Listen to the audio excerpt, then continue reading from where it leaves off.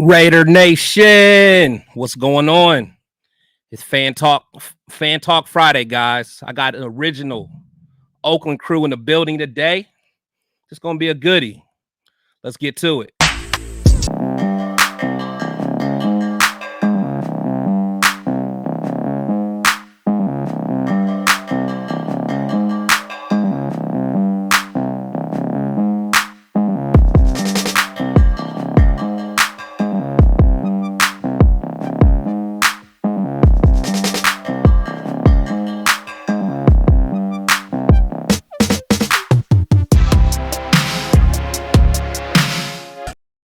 Nation, welcome to Protect the Shield podcast, where opinions might not always be popular, but they'll always be authentic.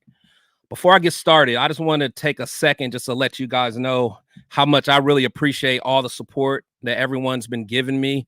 I've been on this journey for about 2 months now, and it's been amazing. You know, I've met a lot of people from a lot of different areas, real diehard fans, people that really love this team.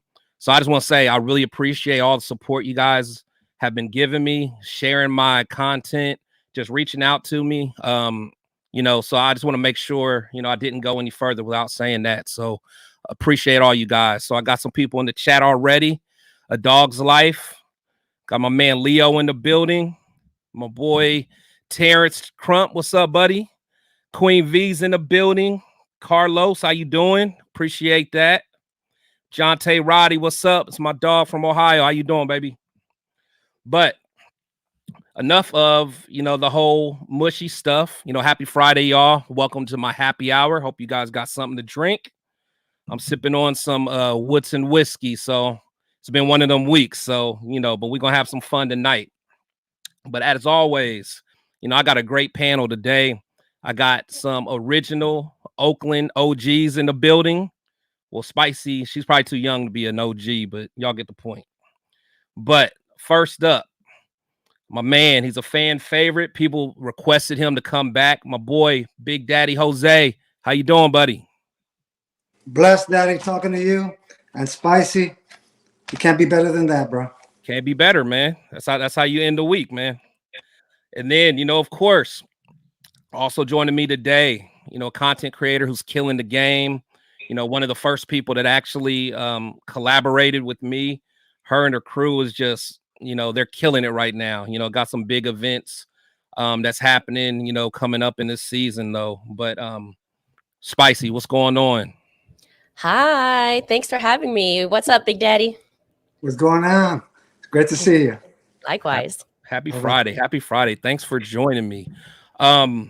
So, I was kind of talking about like your event. So Spicy, just wanted to actually give you the floor for a second and kind of talk about your awesome event at Ricky's for the opener. Yeah, thank you so much for that. Yeah, we are excited to announce that, well, a couple things. Ricky's has reopened. And if you don't know, Ricky's is a legendary sports bar. It's actually in San Leandro, but that's very near Oakland, California. And that used to be the hot spot for all Raiders fans when games were in town. Every Raider legend was known to be there, to go through there. Unfortunately, Ricky passed away and then the pandemic hit, so it closed down. But now it's reopened under new ownership with the support of Ricky's widow, Tina Ricardo. And we are collaborating with them, and we are going to be celebrating every away game, away meaning not in Vegas, because they're kind of all away games for us. Away game meaning not in Vegas, at Ricky's. We're going to have a tailgate party on the season opener, which is September 10th, starting at 11 a.m. The game is at 1. We're collaborating, or we are now brand ambassadors with Woodson Whiskey. So Woodson Whiskey will be featured at our event. And we're also collaborating with Violator and his V57 cigars. They will be at the event as well. There'll be TVs inside, TVs outside, special guest, Raiders legends. We're going to do a live broadcast, of course. So yeah, we're excited. If you're in the Oakland area, or if not, I know people that have already RSVP'd coming from LA and Sacramento. So come and join us. It'll be like we're bringing that old Oakland vibe back.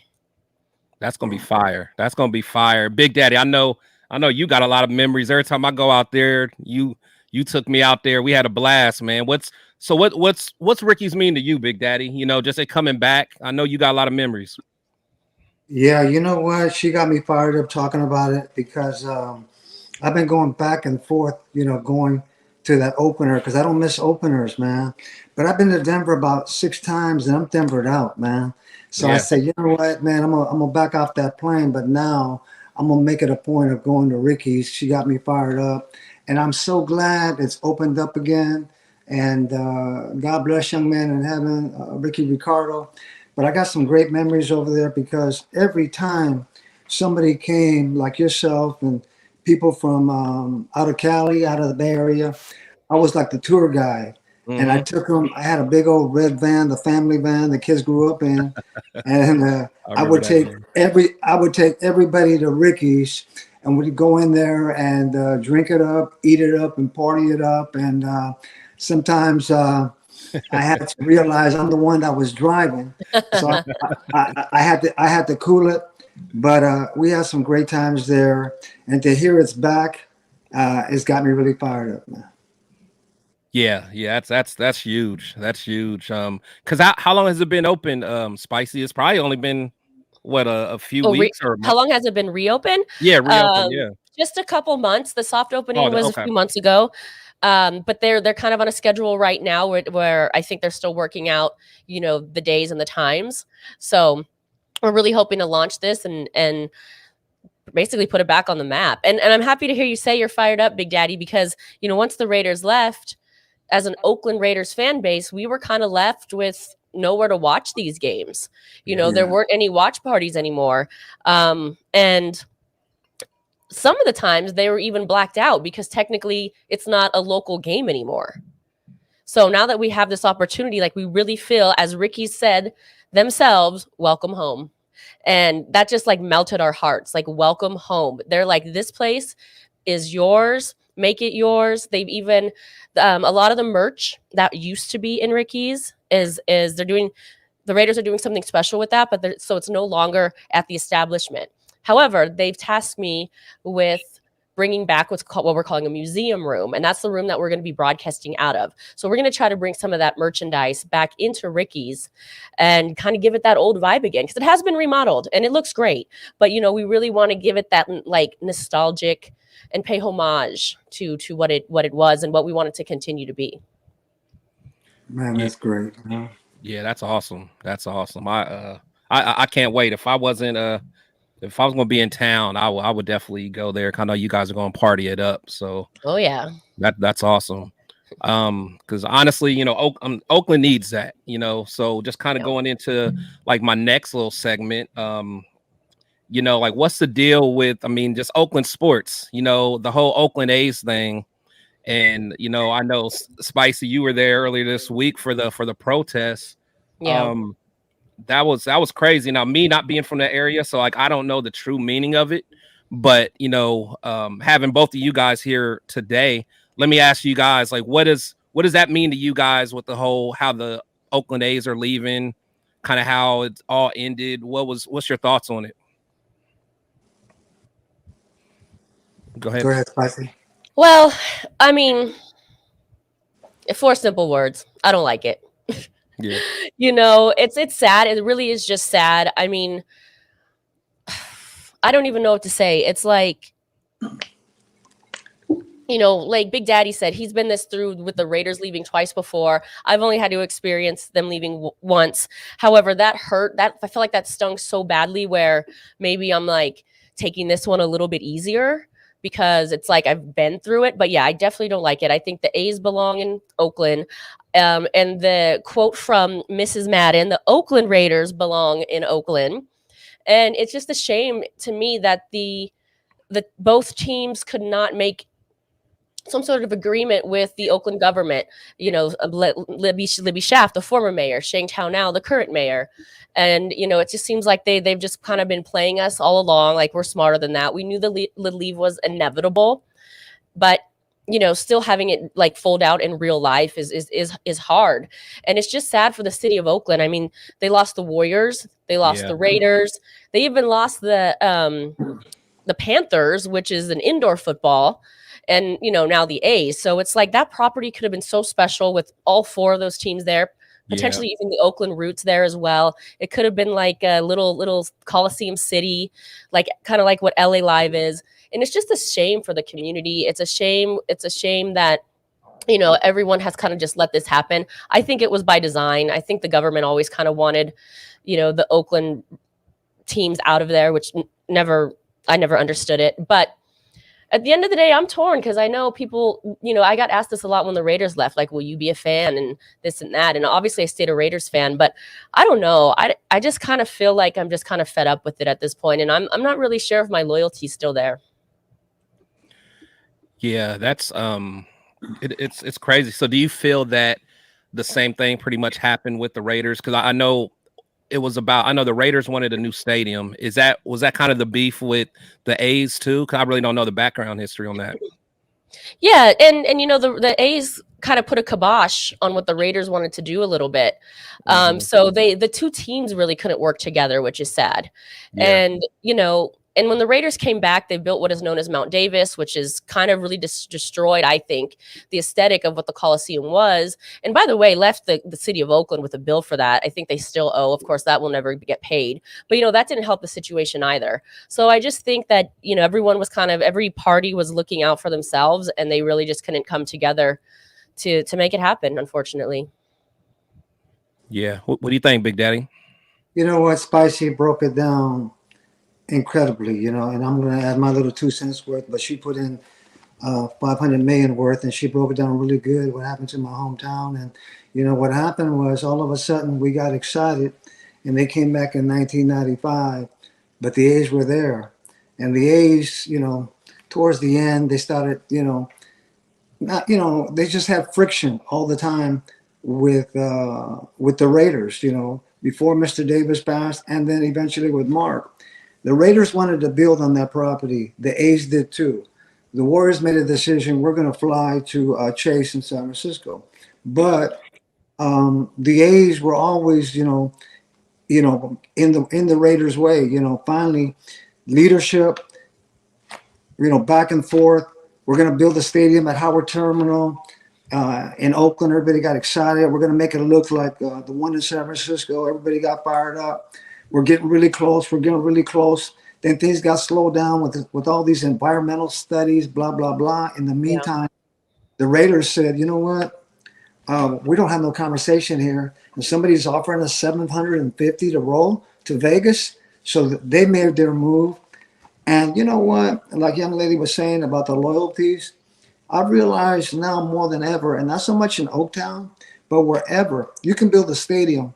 And within 10 years, the St. Louis's, the Tennessees, they'll just come out and say, hey, if you don't give me a new stadium, we're out of here, and that's why, to me, you could only take loyalty so far. I've always considered the Raiders my wife and the A's, my little side girlfriend, man. And, I want to say that respectfully, with our young lady here. But to me, this has nothing to do with the A's, but to see them win all those world championships in the 70s, and then here come the Bash brothers. Then all of a sudden, man, I find out a lot of these young brothers are taking steroids, and I go, come on, man. Do we have to cheat to win and all that? So that kind of turned me up a little bit. But then the worst thing was present ownership not wanting to put any dinero into our team. And then last but not least, we became the triple Oakland A's, where as soon as our players balled out, they went to the Yankees, the Dodgers, all the people with the deep pockets, and we started losing the Tejadas, John Donaldsons, and all those prominent players. And I go, man, I just got their jersey. I got their T-shirt for my son, and now they're gone. So I got mixed feelings about them, where they're going to stay with them. Now, you didn't ask this question, but I'm going to come ahead and ask it because I've been asked this before. People have asked me, Big Daddy, what if they put an expansion football team in Oakland? Which way are you going to roll? would you like to get back in the front row at the Coliseum in a brand new stadium, but they're going to be called something else? And within 5 seconds, I said, no, man, I got to stay with my silver and black boys. If they leave Vegas one day and go to Timbuktu, then I'll roll with them over there. With the A's, am I going to have that love affair when they land in Vegas? Time will tell. But right now, it's all the football team, as you know. But it's sad what happened to our A's, man. It's really sad.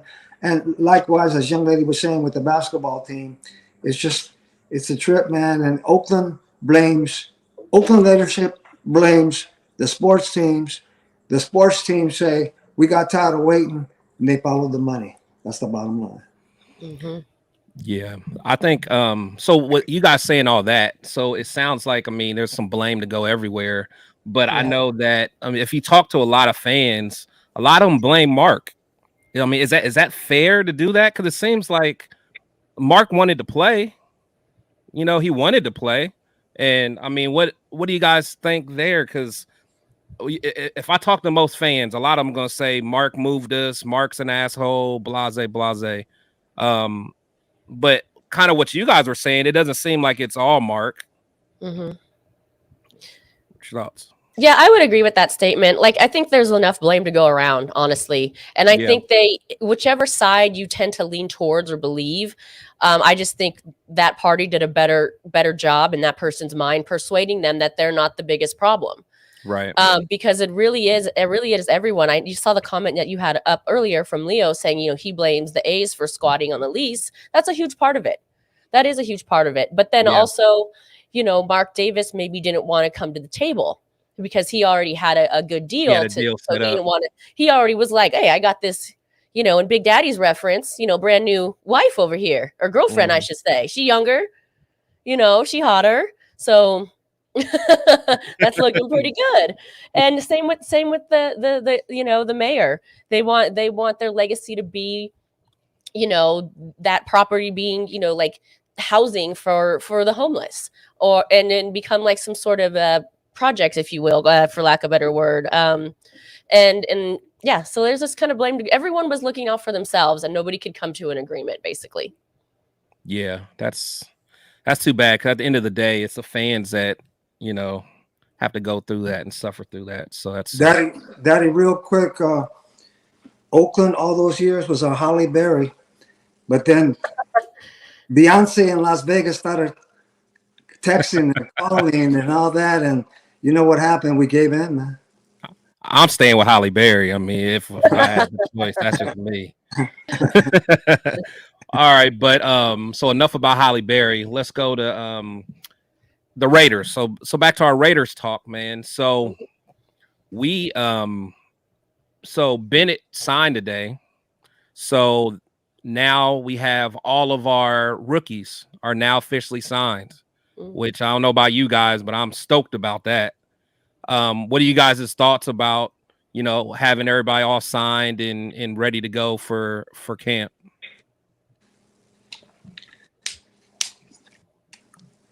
It's on you, young lady. I would say, I'm excited about it. I think the Raiders did a great job drafting this year, in my opinion. And I don't really think I could say that for, a lot of the recent years. So I'm excited about it. I think, and congratulations to all those guys who, busted their butt to make the team and to earn that contract after being drafted. And I'm really excited about Michael Mayer. I'm also excited to see what Aiden O'Connell is going to do, of course. And it's going to be interesting on the defensive end, kind of the battle for that position. But, they've got a couple more months to grind. And like I said, I'm just kind of looking forward to these new guys making a difference. Unfortunately, I don't think it's going to make like a huge impact immediately. But I think I think the team did get stronger. Yeah, no, I agree. And I think it's always good to get people signed early, because I know there's been years in the past where we're, biting our fingernails to see if someone's going to get signed before training camp. And I think our front office does a good job of getting those deals done. So I feel good about it. I think at the end of the day, we're all just waiting to see what's going to happen to JJ. But, to have all those guys in camp is going to be huge. What do you think, Jose? You know what? I'm excited that we got everybody signed. All these draft picks across the league, they're all slotted. It's no more, holding out and getting big money, blah, blah, blah, Mm. like in the Jamarcus days when he got 39 million and, God bless him and blah, blah, blah. That was then. Now everybody's slotted for the salary. However, what's different, um, whether you're in round 1 or 7, they try to, let's just say Bennett, Ja'Cory Bennett, who just signed. And let's say, as a 4th rounder, he's slated to make $3 million a year. Well, the thing with him and his agent and all the other draft picks, their salary's already set, but what they're going back and forth on is the guaranteed money. Yeah. And that's what took young man a minute to sign. That's what took Mayer a minute to sign, because NFL not for long. So God forbid they have an injury in training camp or their first year, and then they can't play no more. So they're trying to get that guaranteed money, man. And I don't blame them. I like how Spicy broke down, the players we drafted. And to me, I'm excited. We haven't had a draft like this since the Khalil Mack draft. And this is on, obviously this is on paper. They haven't even did one preseason game. But man, when I do my little homework and I hear that Bennett's balling out, Yeah. and that O'Connell is killing it in OTAs and the mandatory, and he's getting all these extra reps because Jimmy's not there. That's where our focus should be. Not so much is Jimmy going to be healthy, is they're not playing in Oakland anymore. All that negative stuff, put it off to the side. Right now, my focus is on let's everybody get healthy, including Tyree Wilson. Yeah. Let's look at everybody in preseason, and then after that, let's go 1-0 against the Donkeys. And I know we're not talking about the Broncos, but just a little tidbit here. While we were waiting to get on the broadcast today, I looked up and Googled Denver Broncos when they came into the league, their owner, founder, blah, blah, blah. But one thing I didn't know, Daddy, the parents of the Denver Broncos is the Raiders. We're their mommy and their daddy. So we're going to spank them that opening game, Daddy. We got to. Yeah, you can best believe that. Yeah, we got to. That's honestly that's going to tell me everything I need to know, man, for sure. For sure. I think I'm when you look at Bennett and Mayer, the biggest thing is I think both of them got drafted a little bit later than what they were projected. I'm sure that Mayer's representation's like, hey, you guys really got a first round talent now. So, you guys are going to have to give them some first round ish guaranteed money. So that was probably the little hang up, there. And even Bennett could have went a little earlier as well. So, when you get a couple steals like that in the draft, it's going to happen. But I mean, I'm good. And I think, you're right. Sometimes we get a little excited about, what they're doing in shorts, at this time of year. But at the end of the day, Jose, I know we were kind of talking about, the reports about O'Connell. I mean, you got to be excited about that. You got to be excited about that. So. You know what? To me, brother, when I listen, whether it's the coach and what, I know we're going to cover him down, later on, but to me, when he says things, he processes things quick, super accurate. And as I told you earlier, his quarterback coach, since he was 12, said that he's had Mahomes and all these other guys that are prominent in the league, over 200 guys he's had, but nobody has been as accurate as McConnell. And that got my attention, man. And once again, he was 8th string at Purdue. And I'm not saying that he's going to be opening day starter, but if he's killing it in preseason, and I don't care if Jimmy shows up for the second or third game, we might have a situation all over again where Derek Carr beat Matt Schaub 9 years ago, and he was the starter. Time will tell. I just want this regime, best people play every Sunday, Thursday, and Monday. Yeah. Yeah. Well said. Yeah, no, I agree. I agree. And that's one thing I think that this regime is going to do. They're going to let the best person play regardless. I think just listening to one of the press conferences, half of our team, at least part of the 80 that are on roster now, half of those team, they weren't even drafted. That says a lot, man. So you got a lot of hungry people that things were not given to them. You know, Jacoby Myers, undrafted. Like, you got a lot of people with that dog mentality that says it's dog eat dog. If I don't fight, I'm not going to eat. So, and I love that, man. I love that. So it's going to bring a lot of competition. Back in the day, Al Davis used to have those scholarships that, if he liked you, regardless of how well you played, I keep thinking about it, that Javon Walker trade, that deal that he had. Javon Walker wanted to quit. Al Davis talked him out of quitting.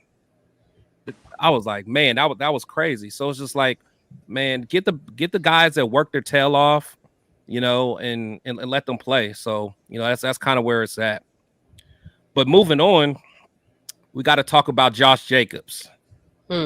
Josh Jacobs, his tweet. So what are your thoughts on that? So sometimes it's not about you. We got to do it for the ones after us. What's your thought, Big Daddy? His intentions are super great. I'm all over that, and I'm for that. Is the delivery. Yep. However, which sounds better than but, he's doing the right thing, so is Saquon Barkley. Okay? But it didn't help that a prominent running back like Cook, Dalvin Cook, got released. Now, Cook is not going to get no 10 million and all that, and Zeke's out there and all that. But his intentions are good, and I'm not trying to be Mr. Fortune Teller, but I think he's going to sign a franchise tag. And I think the best he can get realistically is maybe a 2 or 3 year contract. And I definitely don't think he's going to sit out. But I know one thing, GMZ, Ziegler, and McDaniels, they probably have a plan that, well, wait a minute, man. Where we come from, we have running backs by community. And if we got to run with Zeus, Britton Brown, and all that to start the season, so be it. But I think young man is doing the right thing, that's taking a stand. But to me, if he's looking to be the highest paid or get close to Derrick Henry money or McCaffrey, that's not happening, man. I'm just being real. But the stand that he's doing, I applaud it. Yeah. To me, I've said it quite a few times. I think I want him to get paid. I don't want to overpay him, but like what I always look at that Nick Chubb's deal with Cleveland, that 3-year deal. I think Nick's getting about 12 million or something like that. To me, that's perfect. That's perfect. Josh is 25. Sign him till he's 28, and maybe even put a 4th-year option on there if we decide to, if he just balls out. But, at the end of the day, I think that, we always say that McDaniels, the Patriot way is just running back by committee. But I think McDaniels learned quickly last year, he's never had a dog like Josh. Mm-hmm. He was putting Josh out there for the Hall of Fame game because he was like, hey, we got some other young boys that's going to play. We'll do the running back by committee. But then Josh just went crazy, and I think that surprised him. And I think this regime is going to bring Josh back because I think they're going to realize that we never had this in New England, so we're gonna ride this. What do you think, Spice? Yeah, I agree. I agree with what both of you are saying. The quote was very reminiscent to me of phrase it with women's sports, what Billie Jean King did, what Serena and Venus Williams did for tennis, what the U.S. women's national team did for soccer.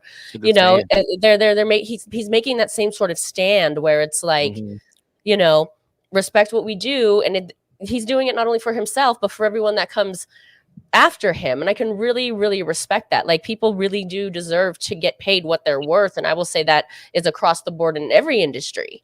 Yeah. So I really respect that. And I just hope the Raiders, to your point, Chris, realize what they have and really stop dangling him, because Big Daddy says he think he won't hold out, but I mean, you disrespect somebody for so long, they're going to get tired of it.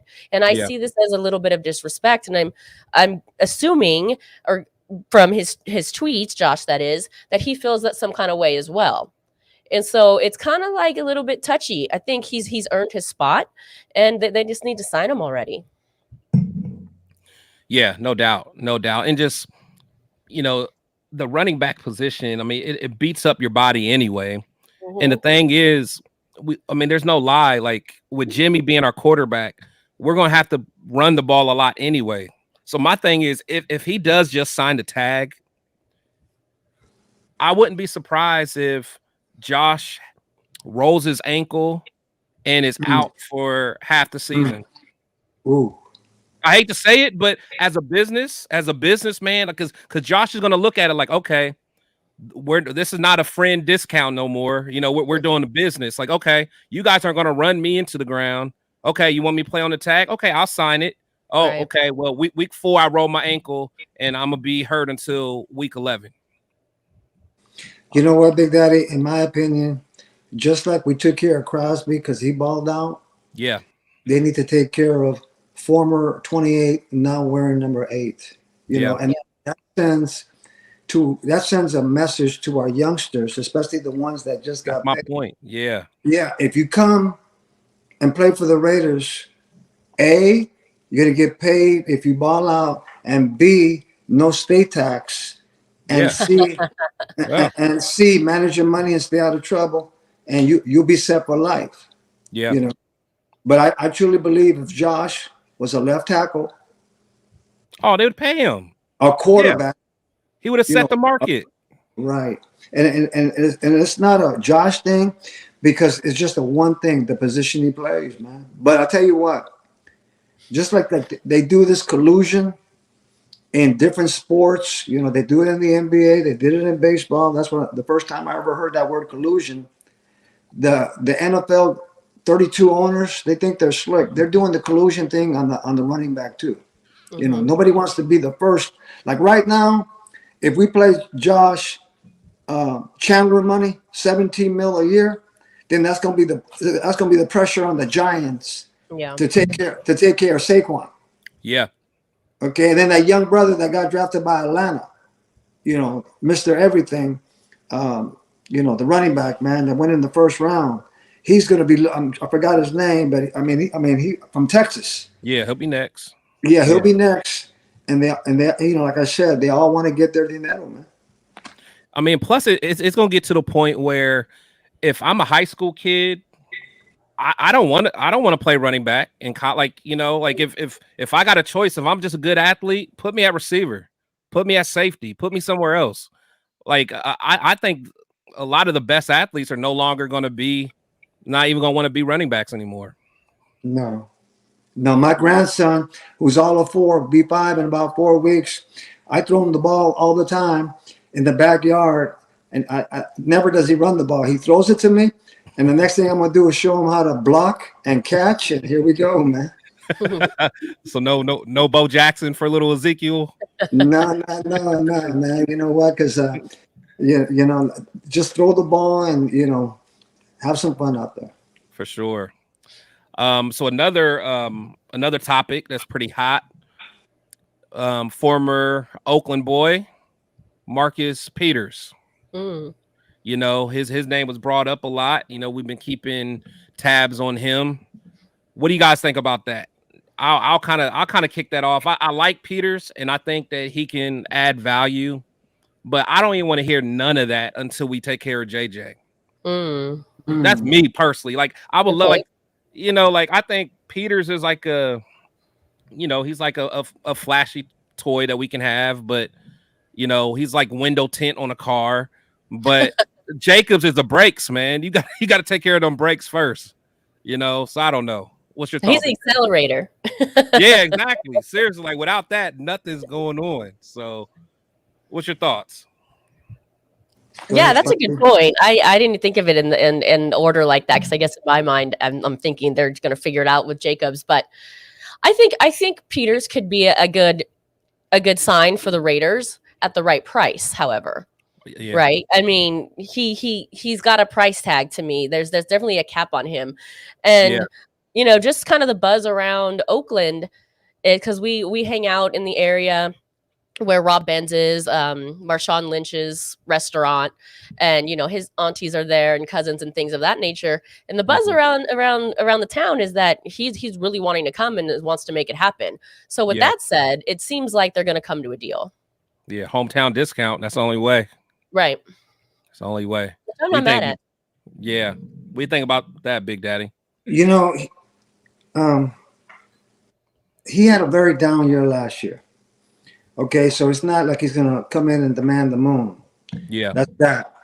And I'm not going to insult him with, a veteran minimum of 1 or 2 or 3 million. However, is he a shutdown corner? No. But does he bring a dog presence? Absolutely. Yeah. Then we look at the rest of the DBs. The one that's tenured the most is Brandon Faison. All right, Duke Shelley, Hall, Hobbs. So I started thinking today, okay, we put Peters on the outside, Hobbs back in the slot, Faison or Bennett, fight on for the that other side. outside. Yeah, that's what I would do. However, I'm not gonna put Marcus Peters on the other number one receiver of the other team. He's gonna be covering the second or third option, and he's definitely not gonna cover Travis Kelce, man, because that guy burns all of it. We can put Travis Kelce. I know nobody covers him. Yeah, we can put 53 guys on Kelce. He'll still be there. But to me, I think not so much because he's a hometown guy, but that'll help. But when you grow up wearing and your favorite team's on TV, and now this is your chance to potentially end your career playing for them, I think that'll give you extra incentive to say 2 things. I'm going to get in big baller shape. I'm going to go to Las Vegas once again, make the money, less taxes, blah, blah, blah. But at least help these young guys and not so much hold their hand, but be an example. This is how you practice. This is how you go after balls. Last year, this is ridiculous, man. We only had 13 turnovers and 6 INTs, man. It's like that every year. Like that. Yeah, and we were in last place doing that. And if this young man can come over here on a 1-year contract and they work out that dinero, I'm cool with it. But I'll be honest with you, man. If I see on ESPN.com or Bleacher Report he signed with the Ravens or somebody else, I'm still going to sleep good at night. Yeah. So to me, if we get him, congrats. Like Spicy said, for the right price. And like you said, hey, man, we're going to the car dealer to get a Cadillac, and they're trying to sell us a Chevrolet that's on sale. Well, wait a minute. We ain't come there for that. Right. I didn't come here for that, but if you're gonna give me a great deal, so be it. So that's how I feel about young man. I think he can be an asset for us, and especially be a mentor, whether with his voice, his action, or both for our youngsters, man. No, I agree. I think, and you guys are going to think I'm crazy because I was talking to someone the other day, and when you really think about it, I think that Peters could play almost like a Charles Woodson role, because if you think when we got Woodson, it was kind of the same situation. Woodson was a little older. Woodson, at that point, he was injury prone, but he still made plays, but he would get beat. Woodson was getting beat on double moves and things like that because he was aggressive. I think Peters is the same way. I think he has an instinct, and sometimes he's going to get it. He'll get picks. He'll get some pick sixes, but he'll also give up a touchdown or a 30-yard bomb. But at the end of the day, it's like being a team who always comes in last in turnovers or in the top or in the bottom 3 in turnovers. I'm not mad at that. But like you said, it has to be at the right price. I don't want to risk losing, Jacobs or anything for him, for sure. No, definitely not. Yeah. So I don't know. There's been reports that Renfro hasn't really gotten really don't have no trade value. What do you think we're going to end up doing with Renfro? Me personally, I want to keep him, but I want him to restructure that contract. Yeah, I actually I'm indifferent if he stays or goes. I actually haven't really, consumed the Renfro Kool-Aid as most people have. Yeah. I think he's very disposable. So to me, it's no surprise that he has no trade value. I think if they keep him, like you said, they need to restructure his contract. Mhm. And if he wants to stay a Raider, I think he'll be willing to do that. And maybe he'll want to leave. I know him and Derek Carr were super close. Actually, side note, I ran into him at the M Resort and I had a number 4 jersey on, which is just one of my Spicy Girl jerseys. And this was at the end of last season. And he was like, I really like your Derek Carr jersey, which is a really weird comment because it's not like anything special to like, except for the fact that made me think he supports Derek Carr. And he was upset that he left. So that's kind of how I read into it. But I know disrespect if he ever sees this, but I always called him third and fall forward, not third and Renfro, because I didn't think he never got an additional yard or two. He would catch it for the first down and he would fall. And he could have turned and ran for many more yards. That's sometimes, not all the time, of course, but he was just like content with okay, first down, we're good. Yeah, like here's a 4-yard catch. Me the wrong way. Yeah. So, like I said, I could kind of take him or leave him. I think he's disposable, and it doesn't surprise me that his trade value is very low. Yeah, I agree. I like Hunter, but again, he's gonna have to bring more to the table, like you said, than a 7-yard catch, a big catch. Because a lot of his biggest plays were just like you said, he'll catch it and he'll fall down, but luckily the defender won't touch him and he gets up and maybe runs for like another 10 yards or something. But I don't know, man. It's like he never catches it in stride, it seems like. Right. So I don't know. I like Renfro, and I think he has the personality and probably work ethic that this regime likes. So I mean, he'll probably be a good locker room guy, but he's got to do something with that contract. Honestly, it's kind of where I'm at with it. You know what, Daddy?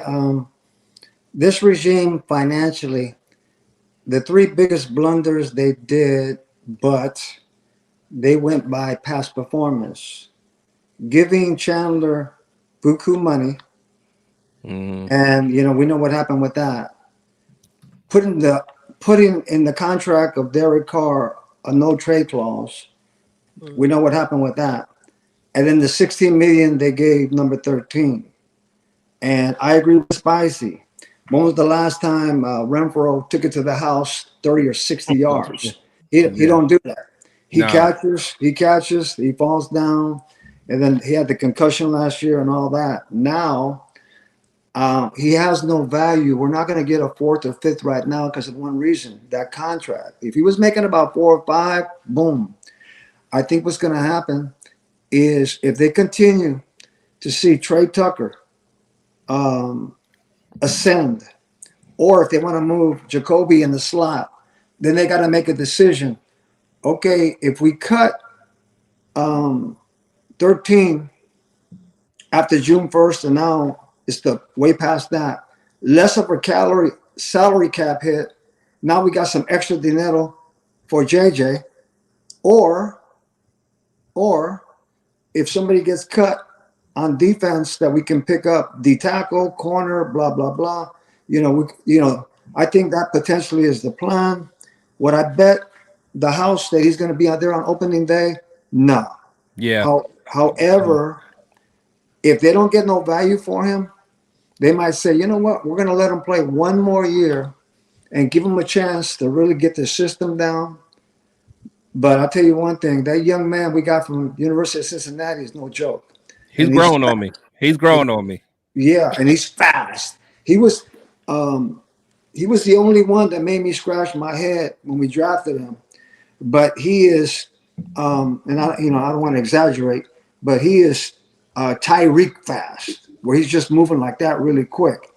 And between him, DeAndre Carter, we need somebody that's going to catch the ball, that we confident to say, wow, this guy is a younger Cordell Patterson that can take it back to the house, man. Yeah. My boy from My Dog's podcast, that's my brother. He asked, can Hunter play in this new offense? Now, to me, I think that's one of the issues with him is he likes to freestyle so much.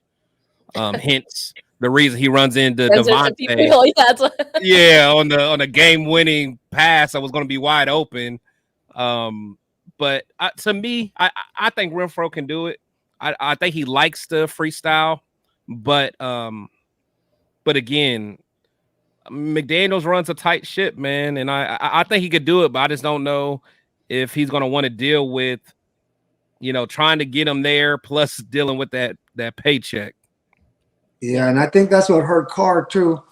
He tried to freestyle a little bit. I always call him Captain Audible and Captain Checkdown, and he got away with it with Gruden and Brother Rich that went to Green Bay. But man, you're right.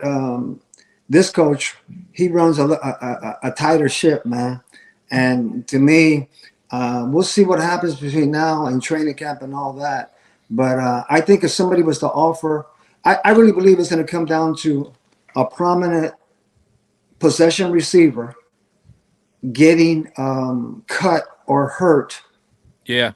In preseason, then all of a sudden they're going to dial 1-800-Raiders. Yeah. Yeah, just like, how Cooper Kupp got hurt last year, someone that needs that's contending. As long as it's not the Chiefs, I ain't trying to deal with that. Right. You know what? In closing on Mr. Renfro, he was DC4's security blanket on third down. Yeah. Let's be real. Mm-hmm. And we got excited. He would catch the ball first down. Did he gain another 5, 10, or 20? No. But you know what?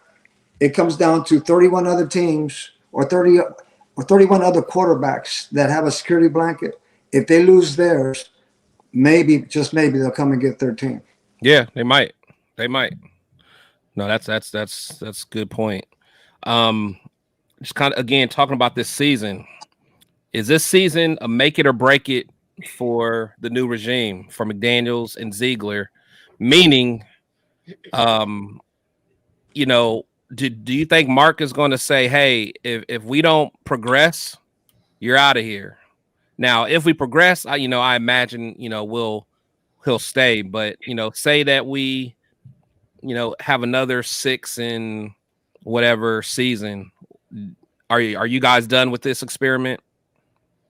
Yeah, I'm definitely not. Here's the thing that I don't understand what's going on with Raiders fans. They gave John Gruden a lot of grace. Yes. Great. John Gruden traded away one of my favorites, Khalil Mack, as well as some others, and he didn't even acquire any new talent. Okay, you look at what Josh McDaniels and his team has done. Yeah, he traded away Carr and Waller, but he gained Devontae Adams, and they had, in my opinion, a really good drafting year, which they haven't had in a long time. Yeah. And they said with Gruden, we need to give him 3 years minimum to make a difference. And now McDaniels, they're like, oh, he's terrible. Get rid of him immediately. They're not even giving him the grace, the opportunity to show what he's trying to build. And so I think that's a little unfair. And I don't think the Raiders, Mark Davis, I don't think they see it that way, the same way the fans do. So I think they will give him more time. And I think they should give him more time. I think, and maybe there's a little stigma on it with, a lot of the Patriots, former coaching staff and players or whatnot coming over. And maybe that's why people aren't giving him so much grace. And maybe people liked Gruden from being with the Raiders before. But yeah, I just don't really understand why, Gruden is getting kind of got that leniency and Josh McDaniels is not. I think he has to have time. He has to have some time. And I know that that's like, we've been saying that for 20 years, but really, I mean, at the end of the day, we really, as the Raiders, need to figure out how to beat the Chiefs. And what, you're going to just, fire these guys and start over and keep, I think they should set their goal. We have to be better than the Chiefs. And that's it, because They're arguably the best team in football right now, with arguably the best quarterback, best tight end. I mean, how do you beat them? Focus on that, because they're in our division. If you can't win the division, you're not going to win a Super Bowl, right? Or, well, you know what I mean. If you can't dominate. So I just think that they need to give him some grace. They need to give him some time, and I think the Raiders will do that. No, I agree. Yeah, it kills me because, again, I'm one of those people that loved Gruden. Like, when he came back, I was so happy. And I was gonna, we gave him the 10-year deal. People was mad about it. I'm like, whatever, let him build it up, from the ground up. Let him do his thing. And with McDaniels, it kills me because there were literally people that wanted to fire him after week 4. I'm like, come on, man. And I always say that I don't think the issue was the coaching last year. I mean, of course, there were there were some plays that were questionable. But I think ultimately, when McDaniels is calling these plays and designing these plays, the play design is not for Derek Carr to throw it to the other guy, like the other team. So it's like, right. At some point we got to put accountability on the players for the lack of execution. And that's why I like Devontae so much, because he's an alpha man. He's an alpha male who says, hey, it's not on the coach, it's on us as players. He's like, hey, I hold myself to a high standard. I need to beat the guy in front of me. And if all 11 guys do that, we're going to win. But I don't know, man. What do you think, Big Daddy? You know what? I was one of the millions, as The Rock would say, and millions. I wanted Big Daddy fired last year, I think, during the opening game of National Anthem. But you know what? A year later, getting some good counsel by my good buddy Jason Freedy. He says, Daddy, you can't be firing people all the time. And I slept on that. And he was right. And, I know Mark is, making a couple dollars when he get out there, but he's still maybe paying Gruden and all that. But I'll say this. The reason I'm patient now is the leaders on this team, Jacobs, Crosby, and even when Carr was there, the prominent leaders on this team support young man. And then Jacoby Myers, that could have went to anybody else, went there for McDaniels. That's what I'm talking about, man. Yeah. So that got my attention. And then another thing too, the number one reason he got fired in Denver was bad people skills. Mm-hmm. Didn't get along with the players, and he was trying to be Hoodie 2.0 and be a bully, blah, blah, blah. Where this time, when they got those W's last year and he got the game ball, I mean, that locker room was popping, man. Everybody was having a good time, man. But we lost so many close games. And to me, I think, like Spicy said, anytime we get anything Patriot, Raider Nation goes like this, oh, man. They lose their mind. So that's that. Then the other thing, too, we compare this coach to our special teams coach that got us to the playoffs, Rich Bisaccia. But if Rich was the second coming of Bill Walsh and John Madden, I don't see Bisaccia coaching in the NFL right now and being a shot caller for the other 31 teams. So let's slow our roll on that. So to me, I had to swallow my pride and say, you know what? We're going to give this regime another chance. However, we can't go backwards and win 3 or 4 games this year. We won 6 last year, if my memory serves me right. Yeah. So to me, if I'm Marky Mark, you better put at least 8 or 9, and we got a harder schedule this year, man. I mean, we got a really tough schedule, but I think a lot of it is going to have to do with this. If Jimmy plays 17 games and we still have a bad record, then I would be Mark and say, hey, man, we brought your boy over here. Yeah. And we still lost. Patrick Graham, we gave you new pieces, and we still lost. Somebody's got to go, man. You know, now, in closing about this, without breaking it too heavy, Patrick Graham was asked to be Bobby Flay on defense and make it work with, you know, salami and cheese. Come on, man. Come on. We don't have that, man. Talk that So talk, now, Big Daddy. Talk that talk. yeah, but now we got Marcus Epps that maybe he's going to be our Earl Thomas. We got Minnesota Viking fans upset that we got their Duke to play one corner. And we might get Marcus and Nate Hobbs had an off year. Maybe we got to put him in the slot. Spillane replaced our linebacker that left us. And That's then what I'm scared of. I'm scared of that linebacker spot. Right. But to me, I'll say this. If McDaniels gets one more year, what's going to happen to me, if our defense, which was rated 9,000 out of 32 teams, doesn't become at least top 20, then Graham might be gone. Yeah. I thought he was going to be gone anyway, but I gave him a pass because of the talent that we didn't have on the back end, the defense, and all that. And I'll say this, and then I'll end my little role here. If Chandler Jones, who lost weight, and congratulations, blah, blah, blah, if he starts off those first 2 or 3 games not getting to the quarterback, I'm talking about some hurries. And you know, he's going to have to sit down, and we'll pay him. Tyrese take over inside or outside, and we're going to bring in some other brothers to do it. But Crosby can't do it by himself, man. Mm-hmm. No, absolutely. Absolutely. Yeah, I think you know, usually the way it falls is a coordinator is going to be put the chopping block first. So if things get a little rocky, I could see Graham going. But honestly, I mean, if you really look at it last year, down the stretch, our defense played better. You know, besides you know, like that Chiefs game at the end, but we had like all of our backups in at that point. But you know, and one thing that I always say is the Patriots were all about developing players.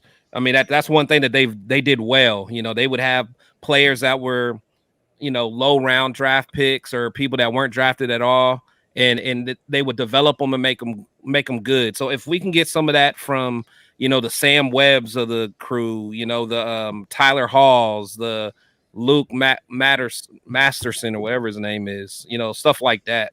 I mean, that's key. That's key. So I really am expecting the defense to be better. Honestly, I mean, I don't think there's no excuses because they had opportunities to get some big name players. They didn't want to do it because they figure that they're going to develop these guys. So they got to stand on that. At the end of the day, you got to stand on it. If you don't want to make acquisitions, then you better develop some players. You know, real quick, Daddy, I truly believe this. You know, the NFL is not like the NBA where these players take a game off for load management. Mahomes is not taking a game off, man. Okay, Right. For anybody else. Why does the Chargers and Kansas City play close games all the time? Sometimes always to the last possession. Whoever's got the ball left. You know why? I'll give you 2 reasons. Joey Bosa and Khalil Mack. Mm-hmm. So we got to get our younger version because Mahomes is not going nowhere. Neither is the Charger quarterback, who I respect a lot. But we got to have, I'll make it real simple. We got to have the best defense in the AFC West. That it comes down to that. If it winds up being one of the best in the conference, congrats. But we got to have the best defense in the AFC West, and it starts right there in the trenches. I'm happy with the O-line. I'm cool with that. The people we got, boom, boom, boom. But that defensive line, Young, Tyrese, Crosby, Chandler, you know, you better have a comeback story this year. And the rest of those brothers, we got to win in the trenches, man. If we're gonna have any type of a season, it's because of that defensive line. I mean, look at the Philly Eagles had 70 sacks last year, man. They had a nice rotation going, and they got better. And this is a copycat league, Daddy. They got better. You know, and to me, anybody that knows football, it's not the guy that can throw the ball the furthest. It's can you protect your quarterback, have that killer left tackle, and can you put that Von Miller, Aaron Donald type of pressure Yeah. On whoever's slinging it back there, man. Yeah. Absolutely. Absolutely. Yeah, that's well said. I think I 100% agree with you. I mean, that is the key to victory right there. And like you said, hopefully, Chandler has a comeback year. Mad Max continues to ball out, and Tyree, proves why he was the number one pick. And it seems like from different posts and social media and what I'm reading that the defense is really gelling, that they're really feeling each other, that they're grinding harder than before, that the camaraderie is better, and all of those types of things. So to me, that's very exciting, and I look forward to seeing what those guys can do. But yeah, they 100% have to get better because, obviously 6 wins isn't enough. And the defense is really going to be the key to victory and winning more games. Yeah, absolutely. I think one thing that helps, I think Max, he got paid.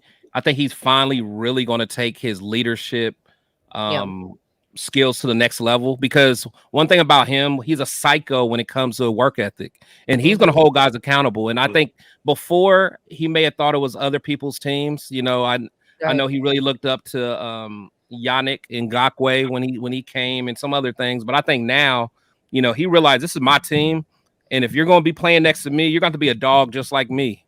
And I love that. Just hearing them talk, like he said, hey, we all hang out outside of the field. We hang out as a defensive unit. So I love it, man. I love hearing that. So we're getting close to time. Well, a little over time, but I one more thing I want to do, though, because it's something I want to kind of start up. I want to start a new little segment. It's called Pick Your Poison. And I want you guys. Yeah, I'm gonna ask you guys, and I'm also gonna ask the chat. I want you guys to play along as well. Okay. So I'm gonna give you guys a couple scenarios, and I want you guys to tell me, which one would you prefer. So, would you guys rather have had Bo Jackson never get injured, or John Gruden doesn't get fired the first time? Oh, Bo Jackson never get injured for me. 100. What do you think, Jose? Give me 34, man, because I was in LA for that playoff game against Cincinnati, and I don't think Gruden is gonna walk into Canton next Tuesday, but 34 was, him and Dion were incredible athletes, and he was so fast. He was one. They talk about generational players, but he was one in a lifetime, man. And 34, Mr. Jackson, man, all day long. Yeah. See, me personally, to me, it's closer than that. Like, honestly, when I first thought about it, I was like, Bo all day. But honestly, man, I think if Gruden doesn't leave, I think we're getting a Super Bowl with Gruden. I think we are, man. Like that Rich Gannon connection was, he had that offense under, I don't know, man. I don't know. To be honest, I love Bo, and I would have loved watching him play. But do I think it could have equated to a Super Bowl? I don't know. But I truly think Gruden staying would have equated to our 4th Lombardi, man. Well, did Gruden think that, though? If Gruden thought that, then why did he leave? He thought got traded. Well, I know, but still, leave. He didn't want to leave, though. That's Al Davis's ego. Well, that's a whole different conversation. I know, that's a whole different. We have a whole show on that. Yeah. But honestly, I think Gruden would have got us a chip, honestly, and I don't know if Bo would have. You know what, Daddy? The reason I hesitate on that take right there is because Mr. Davis is still living, and pride and ego. He would have had his hands too much, like he did on the draft with Gruden, and Gruden would eventually would have said, "I can't take it anymore, and I'm out of here. Even if you don't trade me, I'm going to go do the TV thing or whatever." But, I truly believe it was Mr. Davis. Obviously, we can go back in time.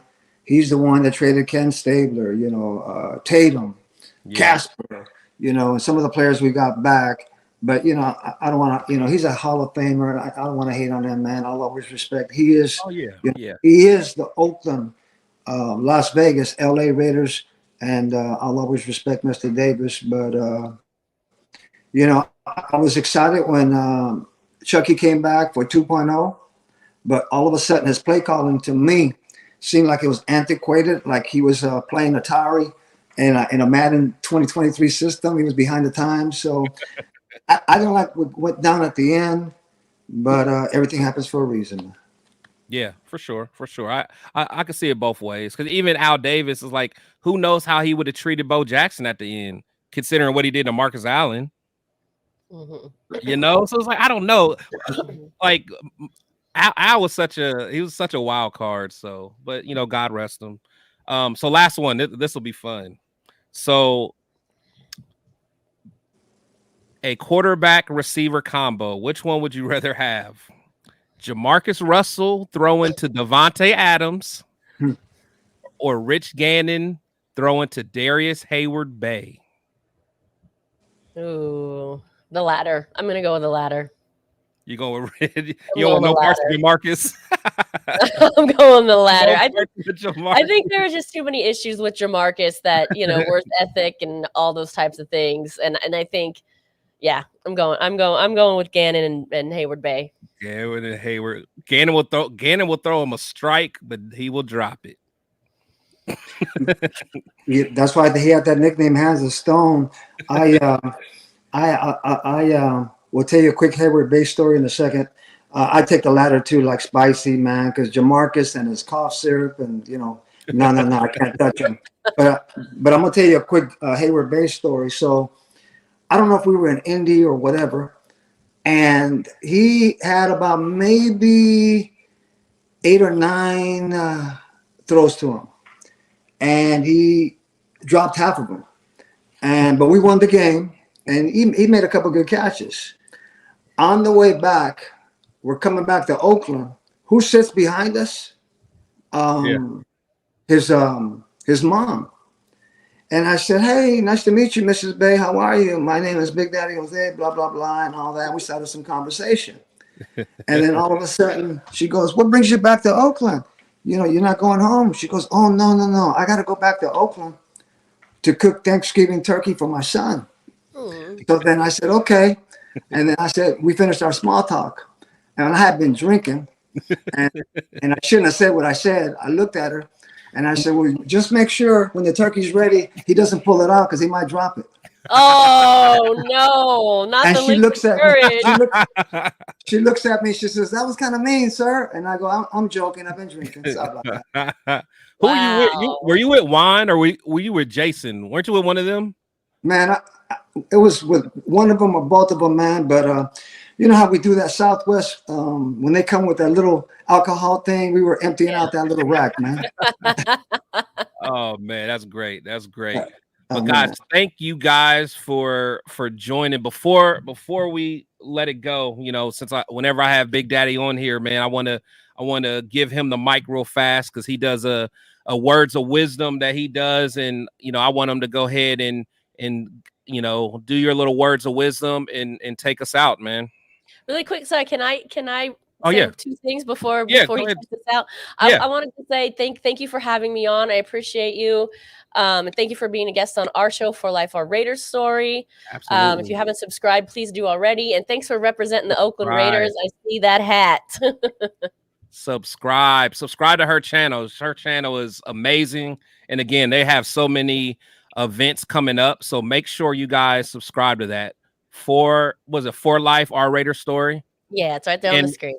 And then where can they find you? You're in basically all the platforms, right? Finally, TikTok. You finally got your TikTok going. Finally got the TikTok up. Yep. For, YouTube, of course. Subscribe to YouTube, Instagram, Twitter, TikTok. And like you said, look out for our events coming up. So thank you again. And thanks for representing the Oakland Raiders. Absolutely. Thank you, Spicy. Big Daddy, let's take us home, man. First and foremost, Spicy, had a great time being part of this segment and podcast with all 3 of you guys. And it means a lot. And I'll say this, we all have been to so many parties, birthday parties. We've been to anniversary parties, just celebrating a lot of things. But the most important party you can ever go to is a dream party. You know who's in that dream party? One person, you. And I say that because we all grow up having a dream, but we don't follow up on that dream, man. You want that dream job, but then you don't get it. You want that dream soulmate, but you settle for somebody else. It's so important to follow your dream. Case in point, 3 examples quickly. My good brother from Virginia, Raider Joe Atkinson. Danny was on there last week. Raider Joe said, Big Daddy, yeah, I'm going to leave my job, man. I'm going to start my own business called the Antique Raider Place. And I go, you sure you're going to do that? Yeah. Guess what happened? It's been thriving for 8 or 9 years. So he's killing it. When you guys are in Mechanicsville, Virginia, check him out. He's got incredible stuff. Second person, my daughter, got that college degree and all that, training people and what have you. She says, Daddy, a year and a half ago, I want to do my own thing, man. I'm going to get my own business. Now she's in downtown Oakland with 9,000 clients, working them all out, getting them in shape. She's killing it. And last but not least, it was a couple months ago. My little brother, young G, Chris Kimber, said, Daddy, I can do this podcast stuff, man. It's always been on my mind. It's always been a dream. I said, young G, Chris, do it, man. Do it, bro. And look what happened a couple months later, bro. We are all Raider Nation enjoying because you followed your dream, man. So to me, big props to all 3 of you guys. But right now, I'm only talking to one person. It's you and, of course, Spicy. Thank you for setting an example about following your dream. And I'll land my plane with this. Remember, the biggest regret we have in life is not what we did a long time ago that we're embarrassed about. It will always be, the biggest regret will always be what we didn't do. God bless you all, man. Appreciate that, Daddy, man. I'm not about to tear up, man. I don't care what the screen may show. But again, I love you guys, man. You guys be safe. Make sure you guys take care of your fathers on Father's Day, and all you guys that are our fathers. Happy Father's Day to you guys, man. Love you guys. You guys be safe. Spicy, Big Daddy Jose, I love you guys. Appreciate it. Love you too.